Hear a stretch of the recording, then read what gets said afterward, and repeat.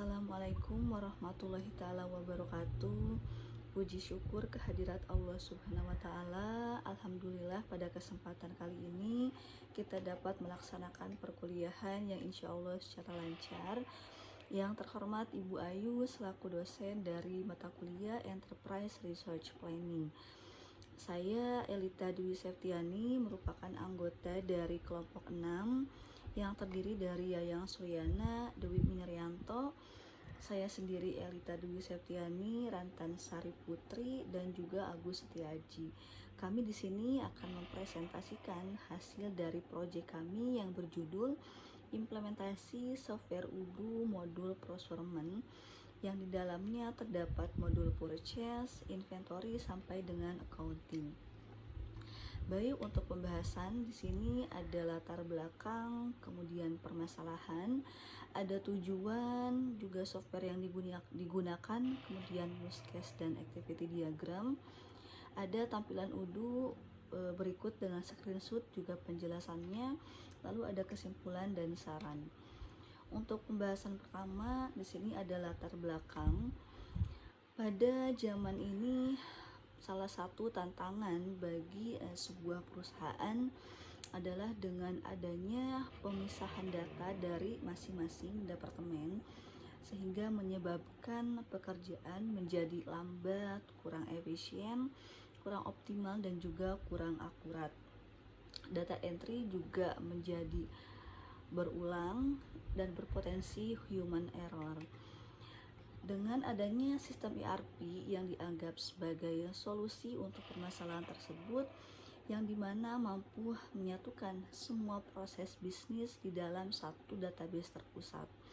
Salah satu software dari ERP ini adalah sistem UDU, yang dimana UDU ini berbasis open source, bersifat modular, dan mampu mengintegrasi secara real time, mampu mengelola berbagai aspek operasional perusahaan. Adapun permasalahan dari modul procurement di sini adalah bagaimana merancang alur sistem modul inventory agar bisa membaca atau menerima informasi pesanan barang dari modul purchase. Kemudian bagaimana memastikan bahwa modul accounting ini membayar barang yang sudah divalidasi dari modul inventory untuk menghindari kesalahan bayar.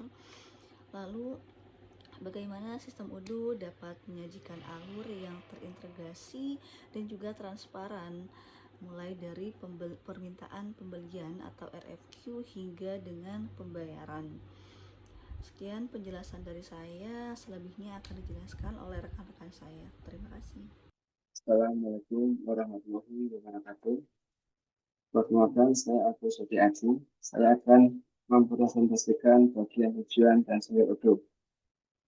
Sesuai dengan masalah yang sudah disampaikan di slide sebelumnya oleh Kak Elita, tujuan dari pembuatan proyek ini ada 3.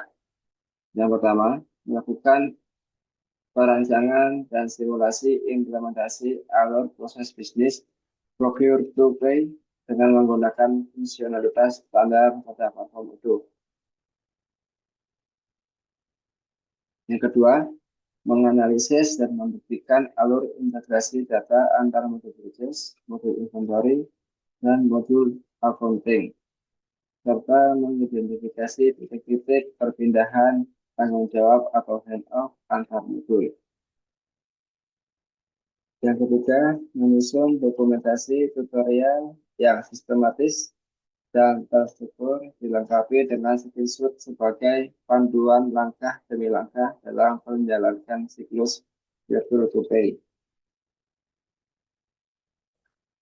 Selanjutnya, software yang kami gunakan dalam pembuatan proyek ini adalah UDU.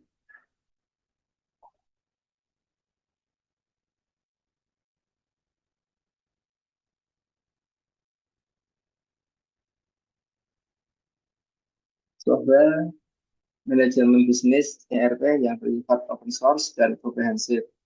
Software ini menyediakan satu set aplikasi bisnis yang terintegrasi penuh Dalam konteks proyek ini, kemampuan Odo untuk menghubungkan alur kerja, purchase, inventory, dan accounting. Odo dirancang untuk mengintegrasikan berbagai fungsi bisnis ke dalam satu platform terpusat. Keunggulan utamanya terletak pada sifat modularnya, yang memungkinkan pengguna untuk memilih, menginstal, dan mengkonfigurasi modul-modul spesifik yang diperlukan,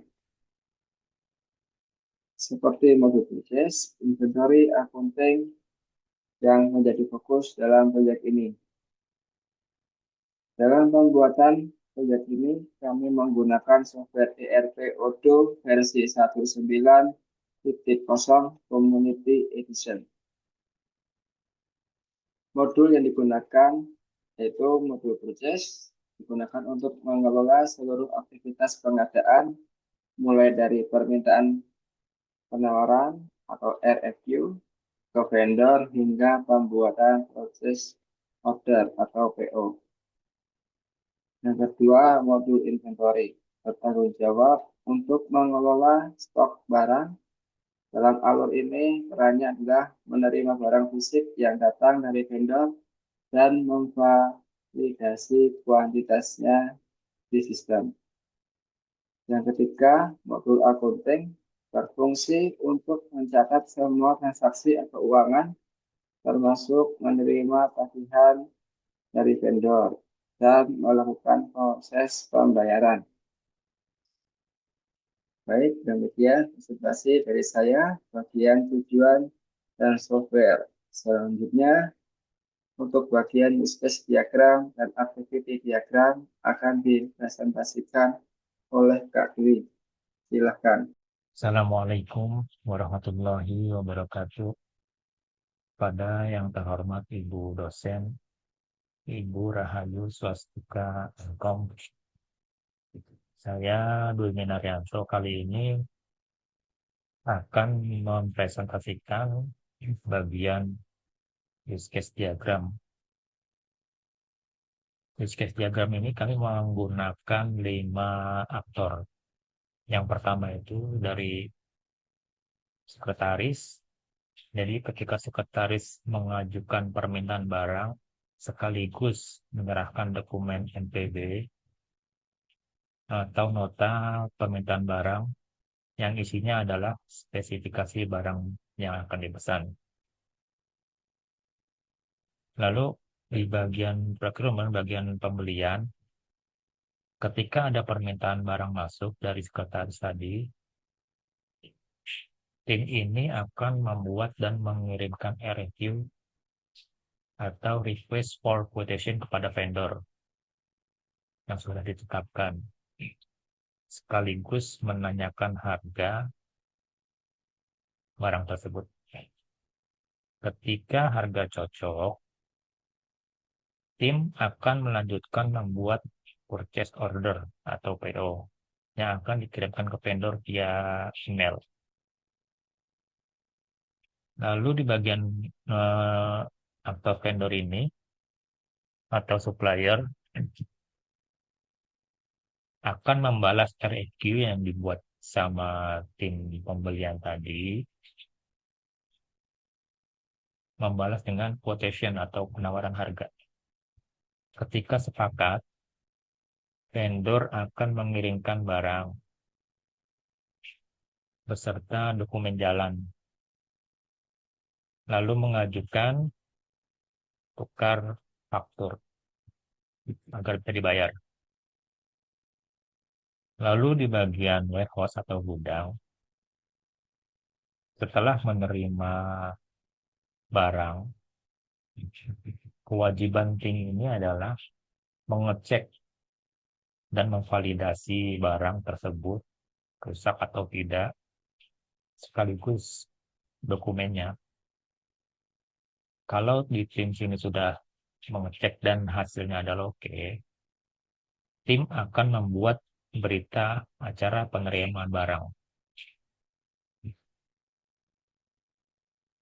Dan bagian accounting ini, bagian keuangan, tugasnya adalah memvalidasi invoice yang tadi dibuat itu invoice tadi divalidasi, yang datanya dari tukar faktur yang diajukan dari vendor, divalidasi invoice tersebut. Ketika invoice tadi sudah oke, sudah valid, maka tim akan melakukan proses pembayaran.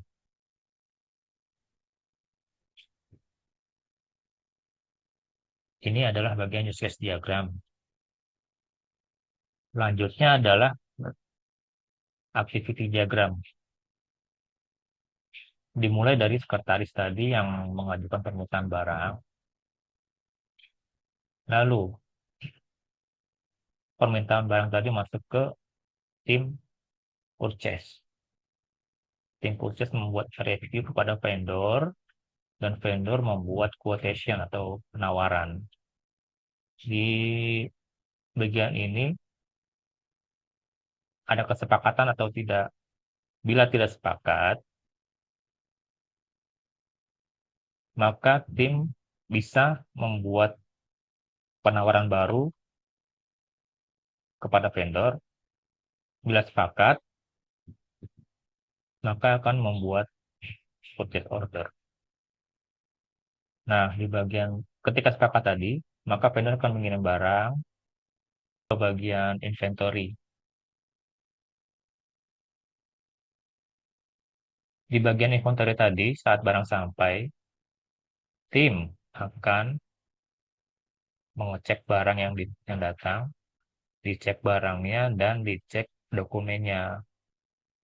Ketika semuanya valid, maka akan menerbitkan tanda terima, update stok dan tanda terima. Jika tidak valid, atau barang itu rusak, atau dokumennya tidak valid, barang langsung ditolak. Ditolak dan akan mengkonfirmasi ke vendor. Bila semua tadi sudah valid, maka invoice tadi masuk ke bagian accounting, dan tim accounting akan mengecek lagi invoice tersebut. Bila invoice tadi belum valid, maka ada revisi invoice kepada bagian vendor tadi, dan bila sudah valid, maka akan melakukan registrasi payment atau buat penagihan pembayaran dan melakukan pembayaran tersebut sampai di sini sampai selesai. Terima kasih. Assalamualaikum warahmatullahi wabarakatuh. Saya Yang Suryana. Yang terhormat Ibu Rahayu, terima kasih untuk waktunya. Pada kesempatan ini saya akan menerangkan untuk penggunaan di Odoo-nya ya. Nah, pada saat pertama kali kita setelah login itu kita akan masuk ke Odoo, extension-nya ini apa aja yang sudah diaktifkan ya. Di sini ada invoice, invoicing ya, invoice dan pembayaran, ada inventory juga untuk melihat stok dan segala aktivitas logistik, dan kemudian juga tentu modul utamanya proses ya. Pada kesempatan ini, karena pada kesempatan ini saya akan menerangkan tentang lebih ke banyak ke procurement-nya ya di purchasing. Oh ya, untuk Odoo yang digunakan adalah Odoo versi 19 community, dan ya ini berada di lokal ya kalau community itu. Oke, untuk pertama kali seperti telah diterangkan dari rekan-rekan sebelumnya, dari Bang Dwi itu dari diagramnya ya, dan dia itu kan ada pembuatan RFQ untuk pertamanya. Nah, untuk pembuatannya itu ada di modul purchase. Jadi di sini itu di Odoo kita eh, untuk bisa membuat RFQ itu ada di sini dengan menekan tombol new. Setelah itu terbuka di sini untuk inputannya. Yang pertama kita cari adalah vendornya. Karena sebelumnya sudah menambahkan vendornya ya, jadi di sini kita bisa memilih langsung. Ataupun sebetulnya kalaupun belum ditambahkan bisa menambahkan langsung juga sih di sini gitu tanpa masuk konfigurasi untuk si vendornya. Di sini akan coba mengambil vendor misalkan Azure Interior Nicole Ford ya, US. Oke, di sini ada section ya untuk menambahkan barang. Section ini berguna untuk misalkan mengkelompokkan barang-barangnya. Karena barang yang banyak misalkan itu kita bisa mengkelompokkan. Contohnya di sini main product ya, main product. Di main product itu kita tambahkan produknya misalkan ini lebih ke barang-barang furniture. Kita akan mengambil kabinet yang besar ya dengan harganya $800 dan kuantitinya satu. Oh ya, di sini tuh menggunakan currency USD karena konfigurasinya itu USD dan secara perusahaan ini tuh sebetulnya dia berada di luar juga. Nah, karena ini perusahaan luar, tepatnya di Amerika, di sini pun dia dari perusahaan Amerika, jadi secara pajaknya itu di pajak lokal ya 15%. Tapi kalau misalkan mengambil dari perusahaan Indonesia itu pajaknya di sini tuh adalah pajak impor gitu. Nah, ini pajaknya itu adalah bisa di setel dari dalam konfigurasi ya di settingannya. Oke, di sini 15% untuk pajaknya. Pajak masih lokal di US. Misalkan ini main produk kabinet, kita tambah lagi ya produk kedua. Produk keduanya itu misalkan storage box. Storage boxnya itu misalkan 5 dikali $14 harga satuannya. Bisa juga diedit langsung di sini. Di sini total amount-nya. Kemudian kita ingin menambahkan add section baru misalkan other ya. Other product. Oke, untuk di other product misalkan contohnya itu adalah produk pedal bin. Oke, pedal bin misalkan 3 aja dan kemudian misalkan kita menambah produk lain ini ya, conference share ya. Di sini satu aja. Oke, dengan harganya ini bisa diedit juga. I- Ini konfigurasinya karena nol, jadi di sini aja tambahinnya dia misalkan $2. Oke, secara keseluruhan itu setelah harga pajak 15% jadi $1.037,3. Nah, jika si RFQ ini dirasa sudah apa ya, sudah komplit yang kita masukkan barang-barangnya sudah cukup, kita bisa mengirimkan sesuai dengan di alur diagramnya itu akan mengirimkan RFQ-nya ya.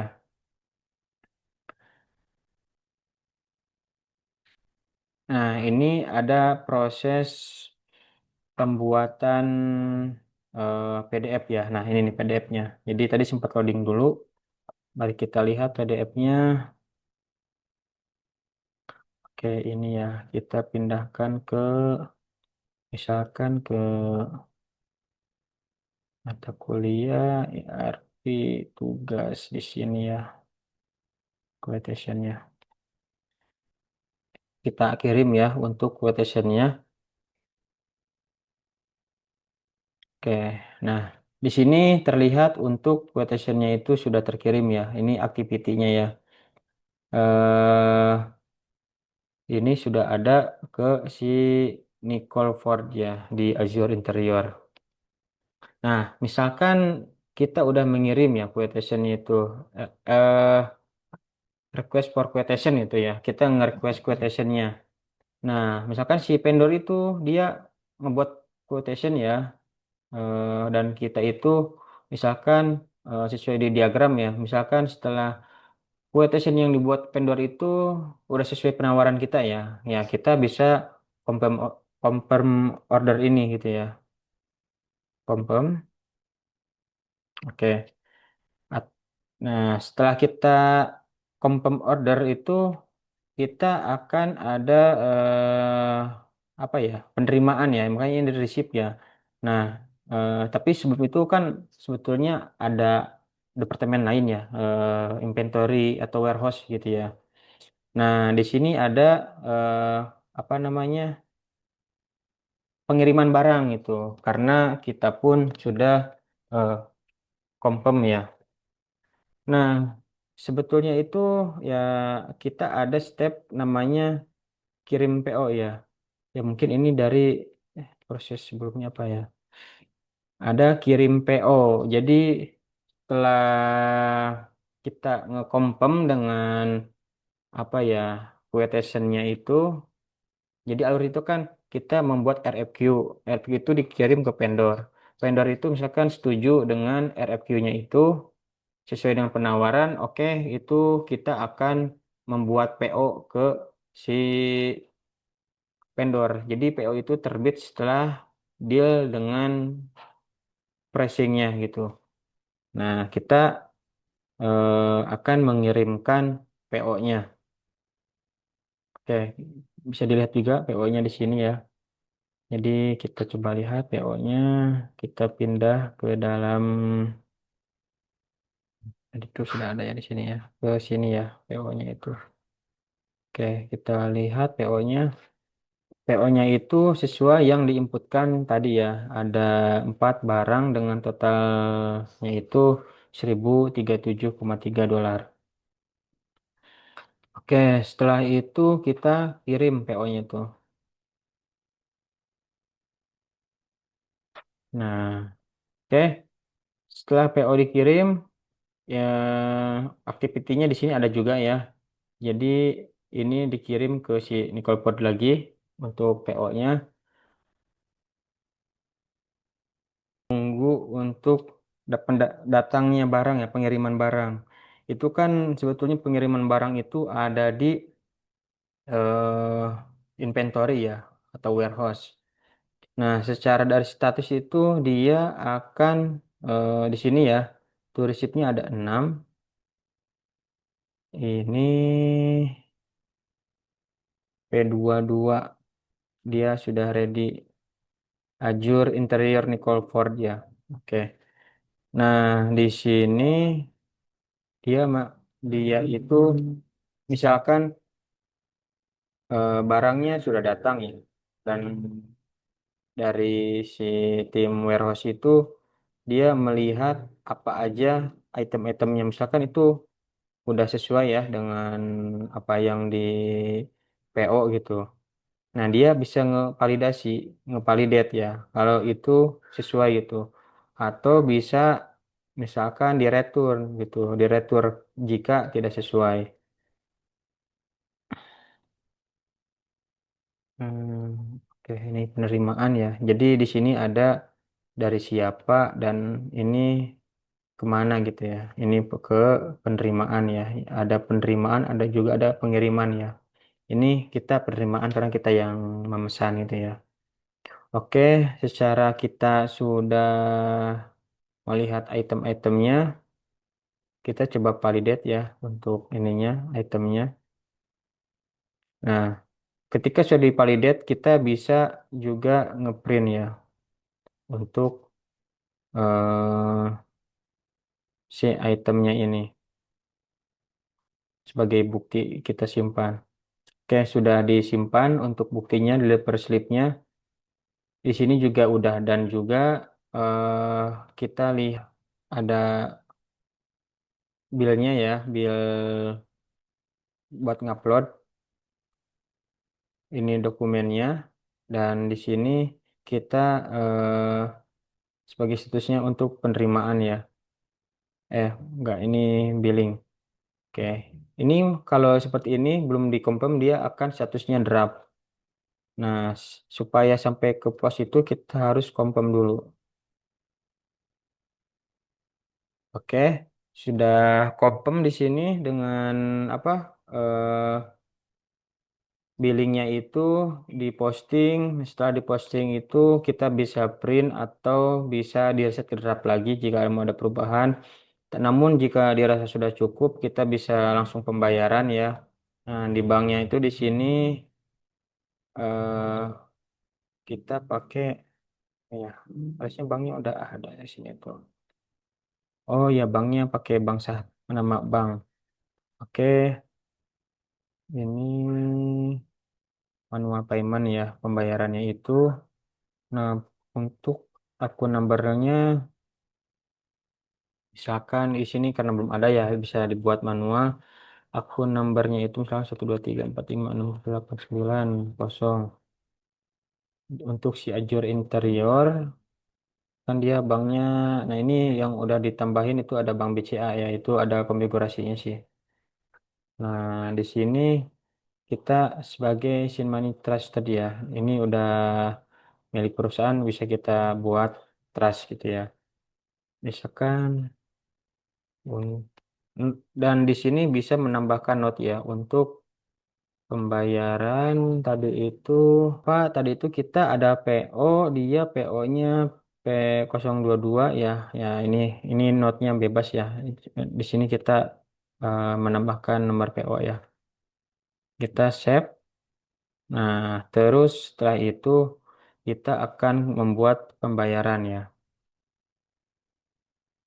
Nah, sekarang di sini jika sudah melakukan pembayaran akan ada semacam label seperti ini ya. Ini menandakan PO itu sudah sampai dengan pembayaran lunas gitu ya.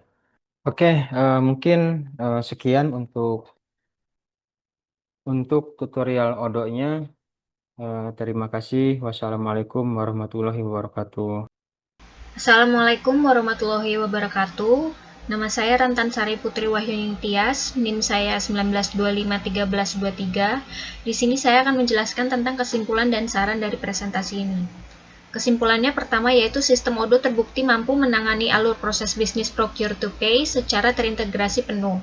2. Integrasi antar modul purchase, inventory, dan accounting berjalan secara real time, dengan perpindahan dokumen otomatis mulai dari PO sampai dengan pembayaran. 3. Implementasi Odo mampu menyelesaikan permasalahan sehingga seluruh alur tercatat secara transparan, mengurangi redundansi data dan human error.